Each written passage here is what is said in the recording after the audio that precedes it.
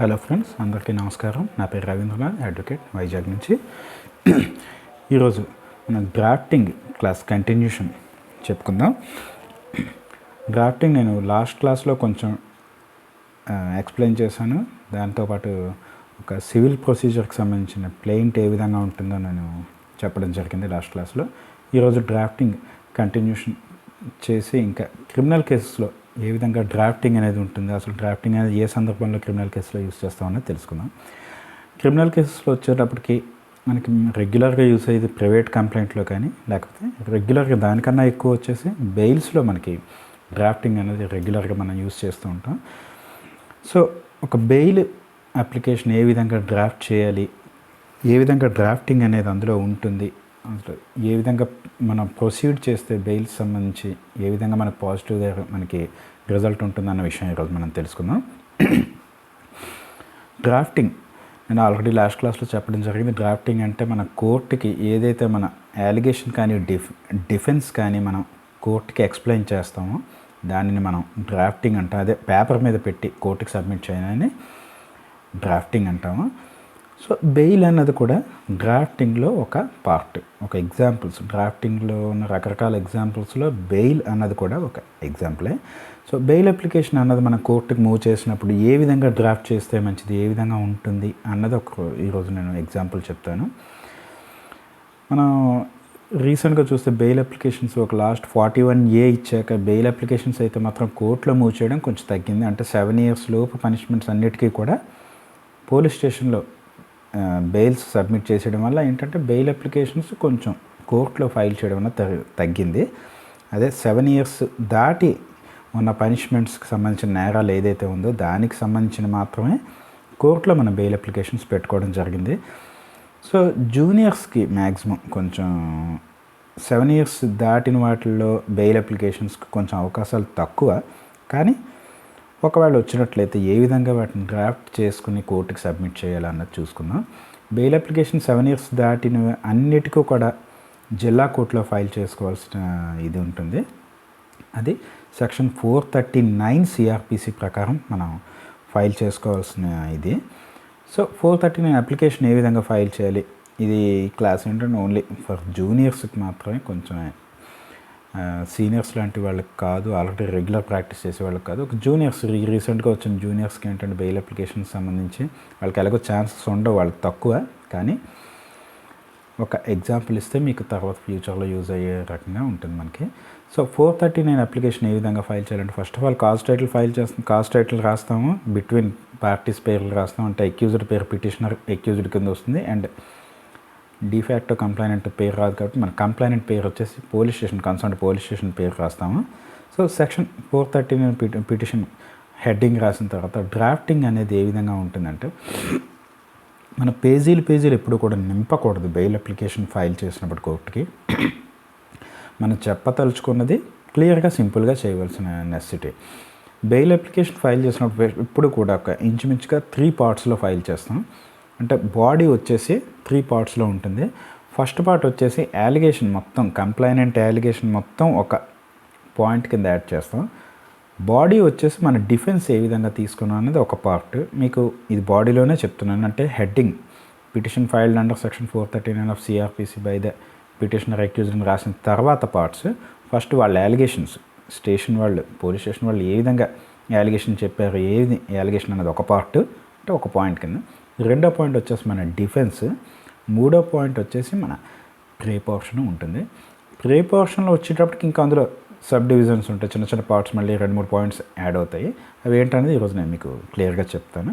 First of all మన allegations ఏంటి అన్నది చూద్దాం. ఫస్ట్ ఆఫ్ ఆల్ ఏంటంటే కాజ్ టైటిల్ బాడీ రాసిన వెంటనే, అంటే పిటిషన్ ఫైల్డ్ అండర్ 439 రాసిన కిందన ఫస్ట్ ఆఫ్ ఆల్ ఏంటంటే పిటిషనర్ ఇందులో ఏ విధమైన అలిగేషన్లో ఇన్వాల్వ్ అయ్యాడు, స్టేషన్ పోలీస్ స్టేషన్ వాళ్ళు ఏ సెక్షన్ కింద, ఏ క్రైమ్ నెంబర్ కింద అలిగేషన్ ఏంటి మెన్షన్ చేస్తున్నారు అన్నది క్లియర్గా మనం రాయవలసి ఉంటుంది. సపోజ్ మన కిడ్నాప్ కానీ మర్డర్ కానీ మర్డర్ తీసుకున్న ఎగ్జాంపుల్ వచ్చేసి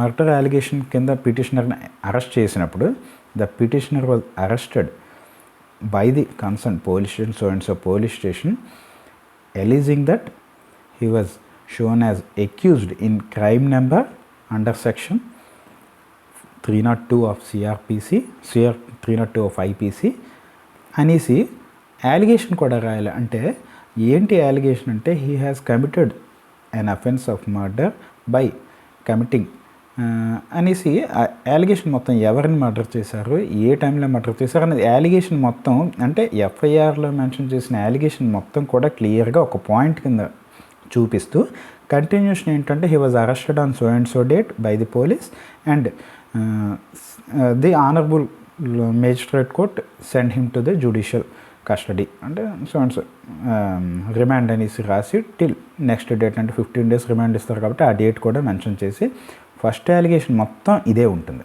అంటే మన అలిగేషన్ అంటే ముద్దాయి సో అండ్ సో మర్డర్ చేసి పలానా మనిషిని చంపేశారు కాబట్టి ఈ రకమైన అలిగేషన్, ఈ రకమైన సెక్షన్ ప్రకారం అతన్ని అరెస్ట్ చేసి క్రైమ్ నెంబర్ ఎఫ్ఐఆర్ నెంబర్ కూడా మనం రాయాలి. రాస్తూ ఈ రకంగా పలానా డేట్ నాడు కోర్టులో మెజిస్ట్రేట్ కోర్టులో ప్రొడ్యూస్ చేశారు, మెజిస్ట్రేట్ కోర్టు వారు ఈ రకంగా రిమాండ్ 15 రోజులు రిమాండ్ చేశారు అంటిల్ నెక్స్ట్ డేట్ అని రాయాలి. ఫస్ట్ పాయింట్ ఎప్పుడు కూడా అలిగేషన్ ఇదంతా కూడా రాయవలసి ఉంటుంది. రాసిన తర్వాత సెకండ్ పాయింట్ మన డిఫెన్స్ ఖచ్చితంగా అక్కడ రాయాలి. అంటే మన లెందీగా రాయాల్సిన పని లేదు, సింపుల్గా 2 pages చాలు బెయిల్ అప్లికేషన్కి ఎప్పుడు కూడా. అంటే ఇంకా మన సీరియస్నెస్ని బట్టి అఫెన్సెస్ సెక్షన్స్ పెరిగినట్లయితే ఇంకొక పేజీ మహా అయితే అంతే తప్పించి పేజీలు నింపడం అన్నది ఎప్పుడు కూడా బెయిల్ అప్లికేషన్ పద్ధతి కాదు. ఒక అలిగేషన్ రాసేటప్పుడు ఒక పాయింట్ రాసేటప్పుడు హాఫ్ పేజ్ మాత్రమే ఉంటుంది అది. తర్వాత మన డిఫెన్స్ వచ్చేస్తుంది. డిఫెన్స్ ఏంటంటే మన ముద్దాయి ఆ రకమైన నేరం ఇప్పుడు కమిట్ చేయలేదు, ఏదో బేసింగ్ అండ్ క్రెడిబుల్ ఇన్ఫర్మేషన్ మాత్రమే పోలీస్ వాళ్ళు ఈ రకంగా అతన్ని అరెస్ట్ చేయడం జరిగింది.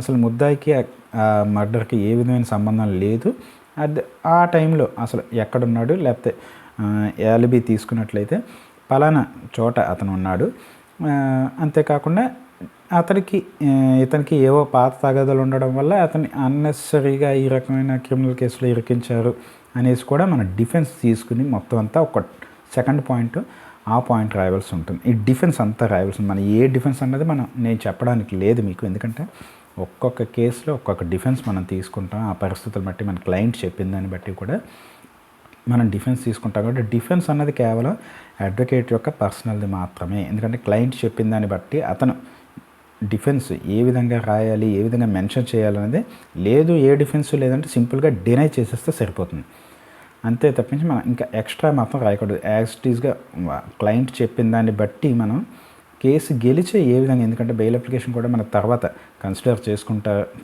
చేసుకోవడానికి ఛాన్సెస్ ఉంటాయి మన ట్రయల్లో. అంటే ఈ రకమైన డిఫెన్స్ తీసుకున్నప్పుడు మనం ట్రయల్లో వచ్చేసి అంటే ఎవిడెన్స్ క్రాస్ ఎగ్జామినేషన్స్లో గట్రా 313 ఎగ్జామినేషన్లో గట్రా దీన్ని కంపేర్ చేసినట్లయితే మనకి తేడా రాకుండా ఏ విధమైన డిఫెన్స్ తీసుకున్నా అది క్యారీ ఫార్వర్డ్ అవుతూ ఉంటుంది. కాబట్టి ఒకవేళ మనకి ఏ డిఫెన్స్ లేనట్లయితే సింపుల్గా the petitioner accused here denies the allegation made by the police station and he is innocent and law abiding person అని చెప్పి సింపుల్గా డెనై చేస్తూ ఒక పాయింట్ రాస్తాం. అంటే సెకండ్ పాయింట్ వచ్చేసి మన అక్యూజ్డ్ తాలూకా డిఫెన్స్ని తీసుకుంటాము. తర్వాత థర్డ్ పాయింట్ వచ్చేసి ప్రే పోర్షన్ అని చెప్పాను.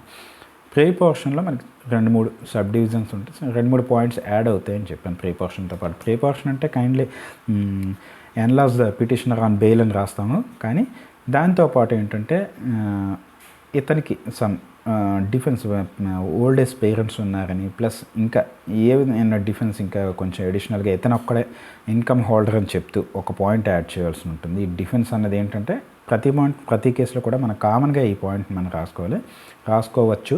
అట్ ద సేమ్ టైం ఏంటంటే he is ready to produce sufficient surety as required by the honourable court అని రాస్తాము. ఇదేంటంటే మీకు కామన్ పాయింట్స్ ఇవన్నీ. ఇప్పుడు నేను చెప్పింది ఏంటంటే సమ్ డిఫెన్స్ ఇన్కమ్ హోల్డర్ అని కానీ, ఓల్డ్ ఏజ్ పేరెంట్స్ అని కానీ, షూరిటీస్ అని కానీ కామన్. ఇది ప్రతి కేసులో కూడా ప్రతి బెయిల్ అప్లికేషన్స్లో కూడా మనం లాస్ట్లో ప్రీ పోర్షన్కి ముందు ఖచ్చితంగా యాడ్ చేయాల్సిన నెసెసిటీ డ్రాఫ్టింగ్లో ఉంది. ఉంటే మనకి కొంచెం పాజిటివ్ వైబ్స్ ఉంటాయి.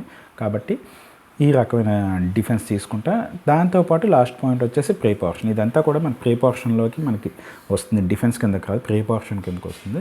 అంటే he's ready to produce sufficient sureties అంటే thereby release the accused అనేసి ఇండైరెక్ట్గా చెప్పడం అనమాట. సో ఈ పాయింట్ కూడా ఖచ్చితంగా మనకు రాయవలసిన నెసెసిటీ ఉంటుంది. అట్ ద సేమ్ టైం లాస్ట్కి వచ్చేటప్పటికి the petition there for humbly prays the honourable court may please to enlarge the petitioner on bail. అంటే బెయిల్ ఇచ్చి తనకి బెయిల్ గ్రాంట్ చేయండి in the interest of justice అని చెప్పి లాస్ట్ పాయింట్ వచ్చేసి మనం ప్రీ పోర్షన్లో అడుగుతాం. సో బెయిల్ అప్లికేషన్ డ్రాఫ్ట్ వచ్చేసి ఎప్పుడు కూడా మీరు 3 పాయింట్స్ మనం ఎప్పుడు గుర్తుంచుకోండి. పేజీలు ఎప్పుడు కూడా నింపకూడదు. సింపుల్గా రాసి మీరు ఏదైనా చెప్పుకోదలుచుకున్నది ఉంటే హియరింగ్లో మీ ఇష్టం, హాఫ్ అన్ అవర్ కాదు, 1 అవర్ కాదు, 2 అవర్స్ ఆర్గ్యుమెంట్ చెప్పుకోండి. కాకపోతే పేజీలు ఎప్పుడు కూడా నింపకండి. సింపుల్గా మన బెయిల్ అప్లికేషన్ ఏంటంటే అలిగేషన్, పోలీస్ వాళ్ళ అలిగేషన్ ఏంటన్నది రాస్తాం. పలానా అక్యూజ్డ్ పలానా టైంకి ఒక అబ్బాయిని కిడ్నాప్ చేశాడు, అరెస్ట్ చేశారు, సో 363 ఐపీసీ అఫెన్స్ పెట్టారు అనేసి సింపుల్గా అలిగేషన్ చెప్పి అరెస్ట్ చూపిస్తాం, క్రైమ్ నెంబర్ రాస్తాం, సెక్షన్ రాస్తాం. కిడ్నాప్ కాబట్టి 363, మర్డర్ అయితే 300, రేప్ 376 ఇవన్నీ రాస్తాం. రాసి అలిగేషన్ సింపుల్గా ఒక హాఫ్ పేజ్ అంతే రాసిన తర్వాత డిఫెన్స్ కూడా ఎప్పుడు ఒక హాఫ్ పేజీ కన్నా ఎక్కువ ఉండకూడదు. సో మన డిఫెన్స్ కూడా తీసుకున్న తర్వాత ప్రీ పోర్షన్ వచ్చేసి మనం రాస్తాం. సో ఈ బెయిల్ అప్లికేషన్ ప్రొసీజర్ కూడా ఒక సింపుల్గా ఒక 2 ముక్కల్లో చెప్తాను మీకు. బెయిల్ అప్లికేషన్ 439 ఎప్పుడు కూడా మనం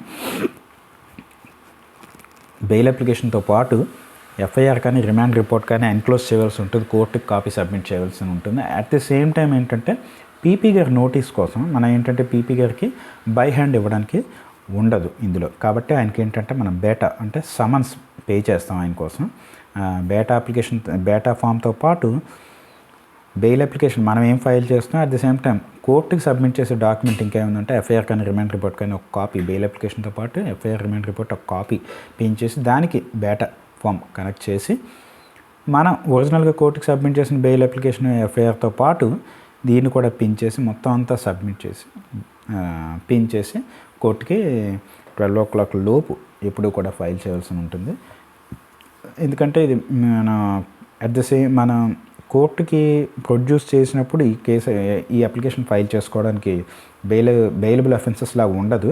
ఎందుకంటే ఈ సెక్షన్ 439 వచ్చేసి మనం ఎప్పుడు కూడా జిల్లా కోర్టులో ఫైల్ చేస్తాం, అంటే సెషన్స్ కోర్టులో ఫైల్ చేస్తాము.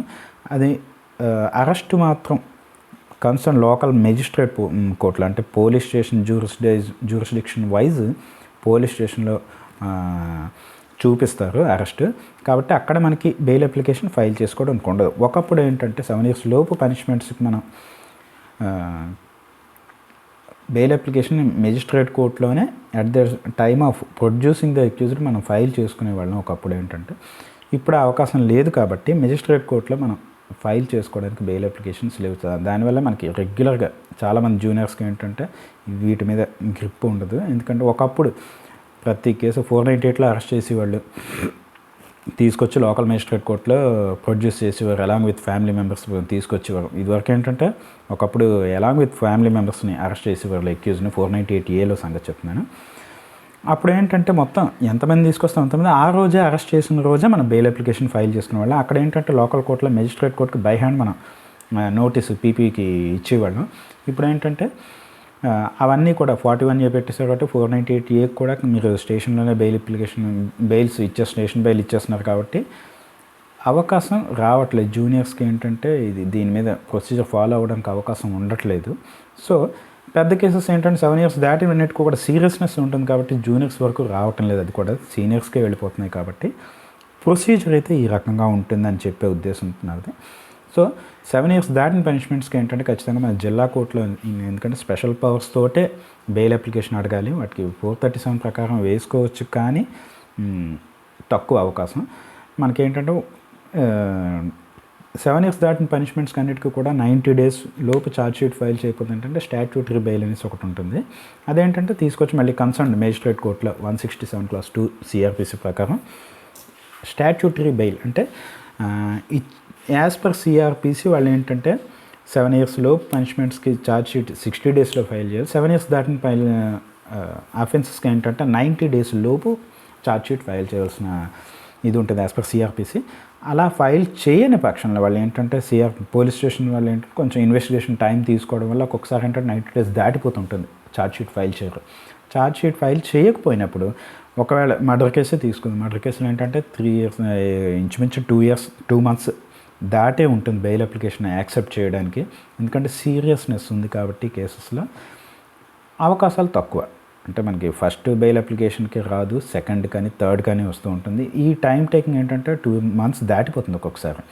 అలాంటప్పుడు ఏంటంటే ఇంకా సీరియస్నెస్ బాగా హీనస్ క్రైమ్స్లో ఏంటంటే ఒక్కొక్కసారి 3 months అయిపోయినా కూడా బెయిల్ అప్లికేషన్ ఇవ్వరు జిల్లా కోర్టు వాళ్ళు. అలాంటప్పుడు ఏంటంటే మనం 90 days దాటిపోయి ఛార్జ్షీట్ కానీ ఫైల్ చేయకపోతే పోలీస్ వాళ్ళు మనం లోకల్ మేజిస్ట్రేట్ కోర్టులు అంటే ఏ కోర్టు అయితే రిమాండ్ ఇవ్వడం జరిగిందో ఆ మేజిస్ట్రేట్ కోర్టు కన్సర్న్ మేజిస్ట్రేట్ కోర్టుకి మనం 167(2) CRPC ప్రకారం ఏంటంటే స్టాట్యూటరీ బెయిల్ అప్లికేషన్ ఫైల్ చేస్తే అది కూడా పీపీ గారికి నోటీస్ ఇచ్చి హీరింగ్ అయిన తర్వాత కోర్టు యాక్సెప్ట్ చేయడానికి అవకాశాలు ఉన్నాయి. అది కూడా డిస్మిస్ చేయడానికి అవకాశాలు కూడా ఉన్నాయి. సో ఈ రకంగా బెయిల్ అప్లికేషన్ అనేది కానీ డ్రాఫ్ట్ అనేది కానీ ఉంటుంది. సో నెక్స్ట్ క్లాస్లో ఇంకొక టాపిక్ తోటి కలుస్తాను. అంతవరకు సార్ నమస్కారం. Thank you for watching.